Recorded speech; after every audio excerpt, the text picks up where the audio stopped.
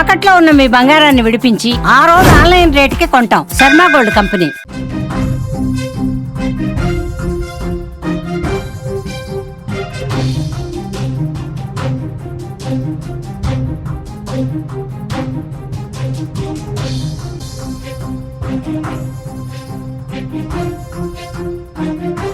మంజునాథుడు పరిపాలించే ధర్మస్థలంలో ధర్మం ఎలా సమాధి అయ్యింది? మంజునాథుడు ఏలే ఆ ప్రాంతంలో నేత్రావతి నదీ తీరంలో అమాయకులైన మహిళల శవాలు ఎలా పూడ్చబడ్డాయి? మంజునాథుడు త్రినేత్రంతో ఈ నిజాన్ని చూడలేకపోయాడా? మంజునాథుడు త్రినేత్రంతో ఆ దుర్మార్గుల్ని అంతం చేయలేకపోయాడా? ధర్మస్థలలో 100 శవాల కథలోకి వెళితే కన్నీళ్లు కారే అనేక హృదయ విదారకమైన స్టోరీలు తెరపైకొస్తున్నాయి. ధర్మస్థలలో 100 శవాల కథ గురించి ఆరా తీస్తే ఒక్కో బాధితుడు పోలీస్ స్టేషన్ దగ్గరకు చేరుతున్నారు. ఇప్పటి వరకు 2 ఫిర్యాదులు ధర్మస్థల పోలీస్ స్టేషన్కి చేరుకున్నాయి. ఈ 2 ఫిర్యాదుల్లో మొట్టమొదటిది డాక్టర్ అనన్య. 2003లో డాక్టర్ అనన్య భట్ ధర్మస్థలకి తన స్నేహితులతో కలిసి వెళ్ళింది. ఆ తర్వాత ఆమె అక్కడ అదృశ్యమైంది. ఆ అదృశ్యం వెనుక ఆమెపై అఘాయిత్యం, ఆ తర్వాత హత్య జరిగి ఉంటుందని ఆమె తల్లి సుజాత భట్ పోలీసులను ఆశ్రయించింది. కానీ పోలీసులు ఆమె ఫిర్యాదును స్వీకరించలేదు, కేసు నమోదు చేయలేదు. ఆ తర్వాత ధర్మస్థలలో అత్యంత పవర్ఫుల్ వ్యక్తులు, రాజకీయంగా ఆర్థికంగా ఆ స్థలంలో చాలా బలవంతమైన శక్తివంతమైన వ్యక్తులను కలిసింది సుజాత భట్. సుజాత భట్ ఒక నార్మల్ పర్సన్ కాదు. సిబిఐలో, కేంద్రంలో ఉండే సిబిఐలో ఆమె ఒక స్టెనోగ్రాఫర్గా పనిచేస్తుంది. సిబిఐ ఆపరేషన్స్ అన్నీ ఆమెకు తెలుసు. అటువంటి శక్తివంతురాలైన సుజాత భట్టే తన కూతురి జాడని ఇప్పటి వరకు తెలుసుకోలేకపోయింది. ఇదొక్కటే కాదు, ఇలాంటి కథలు ఎన్నో వెలుగులోకి వస్తున్నాయి. 2012 అక్టోబర్ 9న దారుణ హత్యకు గురైన సౌజన్య కేసు కూడా ధర్మస్థల మిస్టరీలో ఒకటే అనే చర్చ ఇప్పుడు తెరపైకి వస్తుంది. సౌజన్య హత్య కేసుని మన ఆంధ్రప్రదేశ్లో విజయవాడలో జరిగిన ఆయేషా మీరా హత్య కేసుతో పోల్చొచ్చు. సౌజన్య కాలేజీకి వెళ్తుంది. 2012 అక్టోబర్ 9న కాలేజీకి వెళ్తున్న సౌజన్యని అటకాయించిన కొందరు దుండగులు ఆమె పైన అఘాయిత్యం చేసి ఆ తర్వాత హత్య చేసి ఆ మృతదేహాన్ని నేత్రావతి నది ఒడ్డున పడేసి వెళ్ళిపోయారు. సౌజన్య మృతదేహాన్ని ఖననం చేసిన ప్లేస్ను చూడొచ్చు, సౌజన్య ఫోటోల్ని చూడొచ్చు. సౌజన్య కోసం న్యాయం జరగాలంటూ అప్పట్లో పెద్ద ఉద్యమమే జరిగింది. సౌజన్య కోసం అనేక మంది రోడ్డుపైకి వచ్చారు. సౌజన్య కోసం నిలబడ్డారు. సౌజన్య కుటుంబానికి న్యాయం జరగాలని పోరాటాలు చేశారు. అయినా సౌజన్యకి ఇప్పటివరకు న్యాయం జరగలేదు. అమరావతిలో, విజయవాడలో ఏదైతే ఆయేషా మీరా హత్య కేసులో సత్యంబాబుని ఎలా అరెస్టు చేశారో సేమ్ అదే తరహాలో సంతోష్ రావు అనే ఒక వ్యక్తిని అరెస్ట్ చేశారు. ఆ సంతోష్ రావుని దోషిగా తేల్చాడు. మానసిక స్థితి, అతని మెంటల్ కండిషన్ సరిగ్గా లేదని, హత్యలు చేశాడని నిరూపించే ప్రయత్నం చేశారు. అతన్ని తీసుకెళ్లి జైల్లో పడేస్తే 11 సంవత్సరాలు జైలు శిక్ష అనుభవించాడు సౌజన్య కేసులో ఆ సంతోష్ రావు. 11 ఏళ్ల తర్వాత అతను నిర్దోషి అని తేలింది. ఎందుకంటే సౌజన్య హత్య కేసు సిఐడి విచారణ జరిపినప్పుడు సంతోష్ రావు దోషిగా ఉన్నాడు. ఆ కేసు సిబిఐ చేతికి వెళ్ళిన తర్వాత సంతోష్ రావు నిర్దోషి అని బయటపడ్డారు. మరి సౌజన్యని చంపిందెవరు? ఇప్పటి వరకు సౌజన్యని చంపిందెవరో బయటకు రాలేదు. అయితే తాజాగా ఎవరైతే ధర్మస్థలలో పారిశుద్ధ్య కార్మికుడిగా పనిచేసిన వ్యక్తి, అతని పేరు, అతని వివరాలు ఈ పూటకి కూడా రహస్యంగానే ఉన్నాయి. ఆయన ఈ పూటకి కూడా తనను రహస్యంగా, తన కుటుంబాన్ని రహస్యంగా ఉంచితేనే నిజాలని బయటకు చెబుతాను, హంతకులెవరో చెబుతాను అంటున్నారు. ఒకే హంతకులు, ఒకే ప్రాంతానికి చెందిన ఒకే హంతకులు, ఒకే శక్తివంతమైన హంతకులు, ఒకే కూటమికి చెందిన హంతకులే ఈ 100కు పైగా మహిళల్ని చంపారని చాలా స్పష్టంగా తన ఫిర్యాదులో పోలీసులకు పేర్కొన్నారు. మీరు నా పక్కనున్న ఈ బాక్స్లో చూస్తున్నారు ఆ ఫిర్యాదుదారుడు పోలీసులకు ఇచ్చిన కంప్లైంట్లో చెప్పిన వివరాలన్నీ. ఆ పాయింట్స్ వైజ్గా మీకు తెలుగులో అందించేందుకే ఈ ప్రత్యేకమైన కథనాన్ని, ధర్మస్థలి రహస్యమని ఈ కథనాన్ని మీకు అందిస్తున్నాం. ఆ ఫిర్యాదుదారుడు కొన్ని కీలకమైన విషయాలు చెప్పాడు.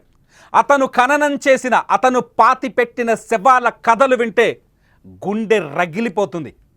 ఆ శివుడు ఎలా వదిలేశాడా నిందితుల్ని అని ప్రశ్నించాలనిపిస్తుంది. ఆ మహాశివుడు తన మూడో నేత్రం తెరిచి ఈ 100కు పైగా మహిళలపైన అఘాయిత్యం చేసి, అత్యాచారం చేసి, హత్య చేసిన నిందితుల్ని ఎందుకు భస్మం చేయలేకపోయాడు అని ప్రశ్నించాలనిపిస్తోంది. ఎందుకంటే మంజునాథ క్షేత్రం ఈ భారతదేశంలోనే ప్రతి హిందువు అత్యంత పవిత్రంగా భావించే క్షేత్రం. మంజునాథ ఆలయానికి వెళ్ళడం తమ పూర్వ జన్మ సుకృతం అనుకుంటారు. మంజునాథుడిని దర్శించుకోవడం, దక్షిణ కర్ణాటకలో ఉన్న ఈ ధర్మస్థలి క్షేత్రాన్ని దర్శించుకోవడం తమ జన్మ ధన్యమవుతుందంటారు. అటువంటి మంజునాథ క్షేత్ర సమీపంలో ఆ క్షేత్రానికి సంబంధం ఉందనే విషయం కూడా ఈ నిందితుడు చెప్తున్నాడు. ఆ క్షేత్ర సమీపంలో ఇంత దారుణమైన, ఇంత జీర్ణించుకోలి, ఇంత భరించలేని దుర్మార్గం జరిగిందంటే, కుప్పలుగా శవాలను అక్కడ పూడ్చిపెట్టారు అంటే భరించలేకపోతుంది భారత దేశం. నిజంగా ఇది ఉగ్రవాద చర్య కంటే దారుణం. పాకిస్తాన్ భారతదేశం పైన దాడి చేస్తే, పాకిస్తాన్ పెంచి పోషించే ఉగ్రవాదులు ఈ దేశ పౌరులను చంపడానికి బాంబులు పేలిస్తే దాని వెనుక ప్రతీకారమో, పగనో, 2 దేశాల మధ్య రగులుతున్న యుద్ధమో కారణం కావచ్చు. కానీ మన దేశంలో మన పౌరులు, మన మనుషులే మన మహిళల్ని చంపి, అత్యాచారం చేసి, హత్య చేసి పాతి పెట్టించారంటే ఇదేంటి? దీన్ని ఏం చేయాలి? అందుకే అడుగుతున్నాడు Kerala MP, CPI MP, Rajya Sabha సభ్యుడు సంతోష్. ఏదైతే ధర్మస్థలిలో జరిగిన మారణ కాండం ఉందో దానిపైన ఎన్ఐఏ చేత విచారణ జరిపించాలని. ఎన్ఐఏ విచారణ జరిపితే ఇందులో ఉన్న నిజాలు, ఇందులో పాతి పెట్టబడిన నిజాలు బయటికి పొక్కుతాయని, బయటకు వస్తాయని. శవాల రూపంలో నేత్రావతి నది ఒడ్డున పాతిన ఈ నిజాలు కనీసం స్కెలిటన్స్ రూపంలో, అస్థిపంజరాల రూపంలోనైనా బయటకు వస్తాయని చెప్పేసి సంతోష్ డిమాండ్ చేస్తున్నారు. నిజంగా ఈ దారుణంలోకి ఒకసారి వెళ్తే, నిందితుడు జూన్ 3వ తేదీన ధర్మస్థలి పోలీసుల దగ్గరికి వచ్చాడు ఒక పెద్ద రిపోర్టు పట్టుకొని. మీరు చూస్తున్నారు స్క్రీన్లో ఆ రిపోర్ట్ని, అట్లాగే సుధాకర్కి సంబంధించిన డిమాండ్ని. అయితే నిందితుడు జూన్ 3వ తేదీన పోలీసుల దగ్గరికి వచ్చాడు. పోలీసుల దగ్గరికి వచ్చి తను ఒక రిపోర్ట్ చేశాడు. జూన్ 3వ తేదీన ఆ రిపోర్ట్లో చాలా స్పష్టంగా కొన్ని విషయాలు మాట్లాడాడు.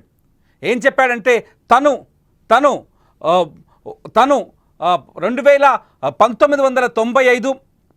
1995 నుంచి 2014 వరకు కొందరు వ్యక్తుల కోసం పనిచేశానని చెప్పారు. మీరు స్క్రీన్లో చూస్తున్నారు. ఈ కేసులో ప్రత్యేకంగా సిట్ అరేంజ్ చేసింది కర్ణాటక ప్రభుత్వం. ఆ సిట్కి సంబంధించిన ప్రణబ్ మహంతి ఈ కేసుని విచారిస్తున్నాడు. అయితే నిందితుడు పోలీసుల దగ్గరకు వచ్చిన తర్వాత కొన్ని విషయాలు జరిగాయి. నిందితుడు పోలీసుల దగ్గరకు వచ్చి కొన్ని విషయాలు చాలా స్పష్టంగా చెప్పాడు. ఏంటంటే, నేను పారిశుద్ధ్య కార్మికుడిగా పనిచేసేవాడిని. పారిశుద్ధ్య కార్మికుడిగా పనిచేస్తున్న సమయంలో ధర్మస్థలి ఆలయానికి సంబంధించిన కొందరు వ్యక్తుల ప్రభావం కలిగిన వ్యక్తులు, కొందరు శక్తివంతమైన వ్యక్తులు తనని కొన్ని శవాలను పాతిపెట్టమని చెప్పారని, పాతిపెట్టకపోతే తనను కూడా చంపేస్తామని హెచ్చరించారని ఆ నిందితుడు పోలీసులకు ఒక ఫిర్యాదు ఇచ్చాడు. ఆ ఫిర్యాదులో దాదాపు 1995 నుంచి 2014 వరకు దాదాపు 100 శవాలను అక్కడ పాతిపెట్టానని చెప్పాడు. అది కూడా నేత్రావతి నది, ధర్మస్థలి ఆలయానికి సమీపంలో ప్రవహిస్తున్న నేత్రావతి నది ఒడ్డున ఆ ప్రాంతంలో పాతిపెట్టానని చెప్పాడు. ఎందుకు పాతిపెట్టావు అక్కడే అంటే, నదీ పరివాహక ప్రాంతాల్లో శవాల్ని పాతిపెడితే ఆ శవాలు త్వరగా కుళ్ళిపోతాయి, ఎవరికి అంచనాకు దొరకవు అనేది తన ఉద్దేశం అని చెప్పాడు.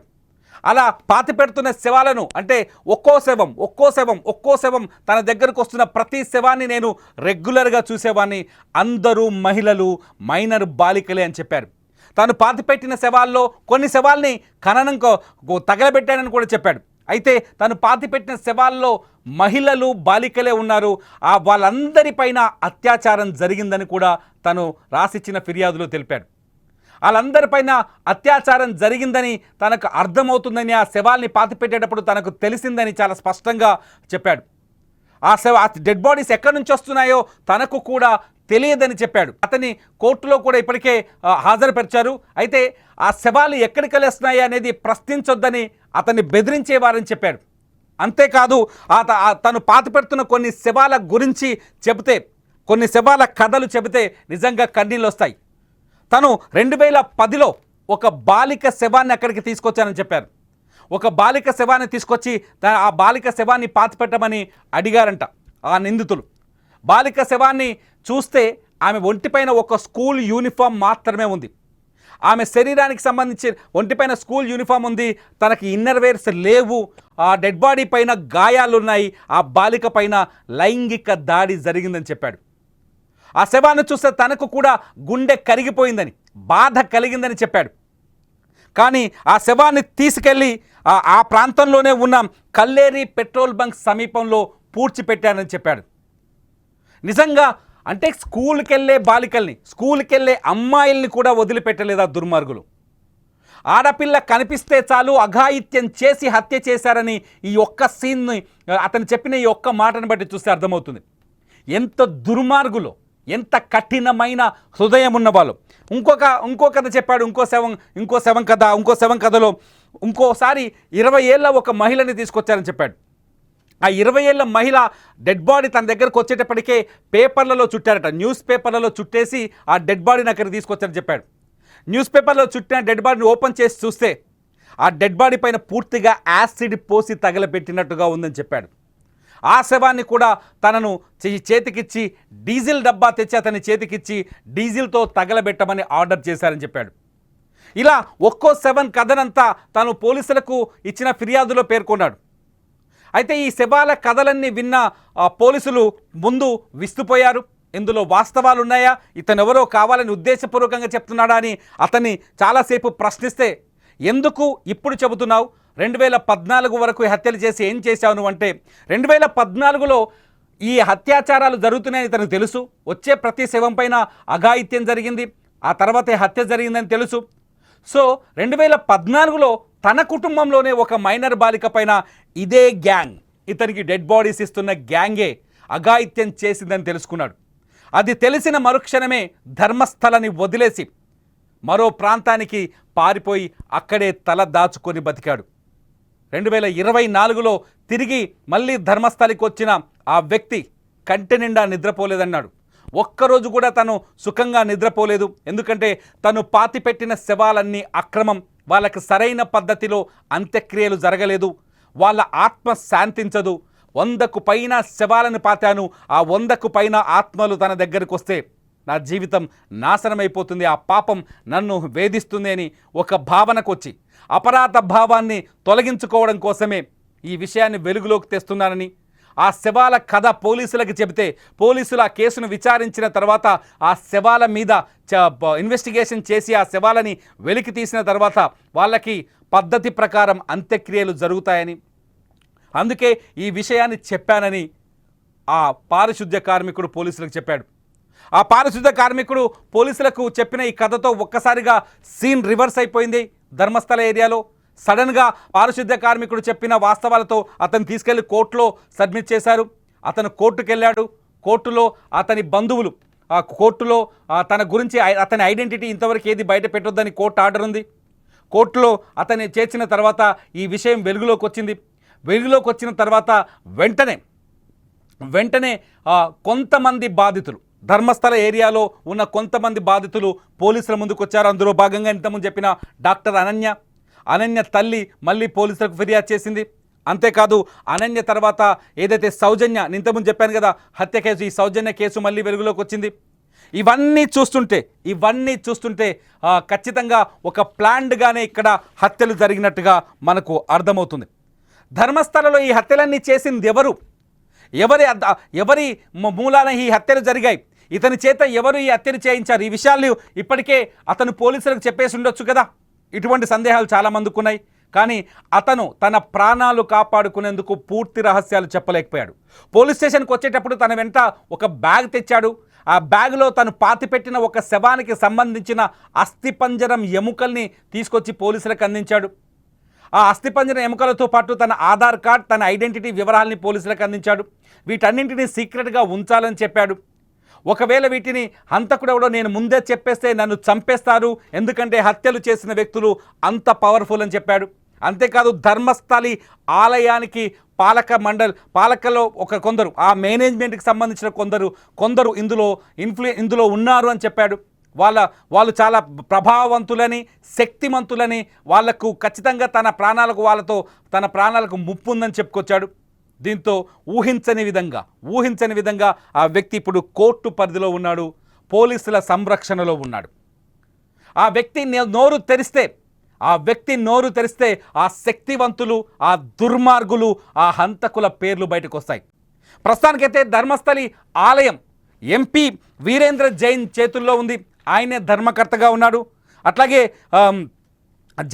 ఆ కుటుంబం కొన్ని తరాల తరబడి ఆ ధర్మస్థలి టెంపుల్కి ధర్మకర్తలుగా ఉంటున్నారు. అయితే ఈ వ్యవహారాలన్నింటినీ ఒక స్థానిక బీజేపీ ఎమ్మెల్యే, ఆయన పేరు అరవింద్ బెల్లాడ్, ఈ ఆరోపణలన్నింటినీ ఆయన వ్యతిరేకిస్తున్నాడు. ఇందులో రెండో కోణం ఇది. ఆయన వ్యతిరేకిస్తున్నాడు. ఎట్టి పరిస్థితుల్లోనూ ధర్మస్థలిలో ఇటువంటిది జరగలేదు. ధర్మస్థలి అభివృద్ధిని చూసి కొందరు ఓర్చుకోలేక ఈ కుట్ర చేస్తున్నారు. ధర్మస్థలి పరువు తీసేందుకు, లేకపోతే ప్రాశస్త్యం తగ్గించేందుకు చేస్తున్న ప్రచారమని ఆయన ఎమ్మెల్యే అరవింద్ బెల్లాడ్ ఆరోపిస్తున్నారు. అరవింద్ బెల్లాడ్ చెబుతున్న దాన్ని బట్టి చూస్తే ధర్మస్థలిలో ఎటువంటి హత్యలు జరగలేదు, 100 శవాలు అసలు లేనేలేవు, ఇదంతా ఉత్త కట్టు కదా అని చెప్తున్నారు. ఏది ఏమైనా ఇది నిజమా అబద్ధమా అని తేల్చే శక్తి ఒక్కడి దగ్గరే ఉంది. ఆ ఒక్కడు పోలీసులకు ఒక మహిళ అస్థిపంజరంతో వచ్చి పోలీసులకు ఫిర్యాదు చేసిన పారిశుద్ధ్య కార్మికుడు. ఆ పారిశుద్ధ్య కార్మికుడు సాక్ష్యాలను అతను ఒక మాట చెప్తున్నాడు, ఇప్పటికీ కూడా ఒక మాట చెప్తున్నాడు. పోలీసులు తనకు సరైన భద్రత కల్పిస్తే తను పాతిపెట్టిన ప్రతి శవాన్ని వెలికి తీస్తానని చెప్తున్నాడు. ఎక్కడెక్కడ పాతానో తనకు ఒక అవగాహన ఉందని చెప్తున్నాడు. ఇదంతా ఉత్తి అబద్ధమని అక్కడి బీజేపీ ఎమ్మెల్యే ఆరోపిస్తున్నారు. నిజంగా ఇది చూస్తుంటే, పారిశుద్ధ్య కార్మికుడు మాటలు చూస్తుంటే ఇదొక భయానకంగా కనిపిస్తుంది. కానీ అక్కడ రాజకీయ పరిస్థితులు చూస్తుంటే అనుమానాలు కలుగుతున్నాయి. మరి మీరేమనుకుంటున్నారు? ధర్మస్థలిలో ఇలాంటి దుర్మార్గం జరిగిందని అనుకుంటున్నారా? లేదంటే అక్కడ ధర్మస్థలి ప్రాంతానికి ప్రతిష్టని దిగదార్చేందుకు కుట్ర జరుగుతుంది అనుకుంటున్నారా? మీరేమనుకుంటున్నారో ఈ వీడియో కింద కామెంట్ చేయండి. ధర్మస్థలి అప్డేట్స్ కోసం సుమన్ టీవీ డిజిటల్ లైవ్ని రెగ్యులర్గా ఫాలో అవ్వండి. చూస్తూనే ఉండండి సుమన్ టీవీ.